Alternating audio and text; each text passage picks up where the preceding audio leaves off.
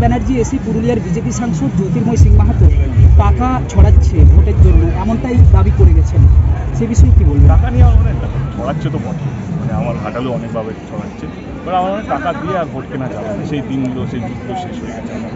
মানুষ বোঝে, মানুষ জানে, মানুষ এই ভগবানের বা ভগবানকে রামকে সামনে রেখে যে ভোটের যে রাজনীতি হচ্ছে সেগুলো এখন দর্শক ভোটের বুঝতে শিখে গেছে।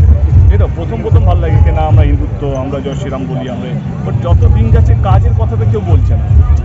মানে ওরা বলছে না কি 10 বছর ওনারা কী কাজ করেছেন, গরিব মানুষকে কেমনভাবে রেখেছেন, কী কী মানে কী কী প্রতিশ্রুতি নিয়েছেন গরিব মানুষকে ভালো করার জন্য। একটা কাজ যেটা বলতে পারছেন না। এখানে এসে সন্দেশখালী নিয়ে বলছেন, এখানে এসে শুধু রাম ঠাকুর নিয়ে বলছেন, রাম মন্দির নিয়ে বলছেন, সেটা দুর্ভাগ্যজনক ভারতবর্ষের রাজনীতির জন্য। এবং সবাইকে শুভেচ্ছা জানাই যারা যারা এখান থেকে দাঁড়িয়েছেন, শুধু বিজেপি নয়, এখন অনেকগুলো দল দাঁড়িয়েছেন পুরুলিয়া থেকে, এবং যেই রাজনীতির মধ্যে আমি বিশ্বাস করি ভালোবাসা রাজনীতি, সবাইকে শুভেচ্ছা। যে ভালো মানুষ যাকে রায় দেবে সেটা আমরা মাথা পেতে।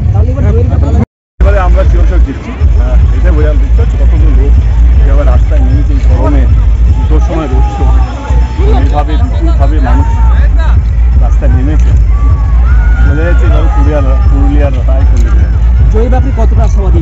পুরোপুরি আশাবাদী। কারণ আমার মনে হয় যে আজকে যা দেখে গেলাম, আমার মনে হয় এবারে পুরুলিয়া থেকে আমরা পুরুলিয়াবাসীর উদ্দেশ্যে কি বার্তা দেবেন? ভালো থাকবেন, শান্তিতে থাকবেন, এবং নিজেদের মধ্যে কোনো ঝামেলা করবেন না।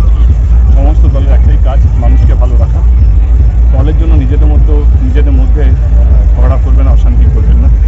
কোথাও যদি মনে হয় আমি আপনাদেরকে জোরও করবো না যে আমার দলকে আমার প্রার্থীকে ভোট দিতে হবে, কিন্তু ডেফিনেটলি এখানে যখন এসছি আশা রাখবো কে পুরুলিয়া এবারে যেন তৃণমূল কংগ্রেসকে ভোটটা দেয়, এবং যেন আমরা আবার যেন মানুষের হয়ে মানে সংসদে পুরুলিয়ার কথা আমরা সংসদে যেন তুলতে পারি, এবং পুরুলিয়া মানে কেন্দ্র থেকে যেন আমরা কিছু সহযোগ পেতে পারি। জনসমর্থন কেমন দেখতে পেলেন? আমি তো বললাম, একটু আগে তো বললাম, খুব ভালো। তুমি দেখতে পাবেন? হ্যাঁ, গতকাল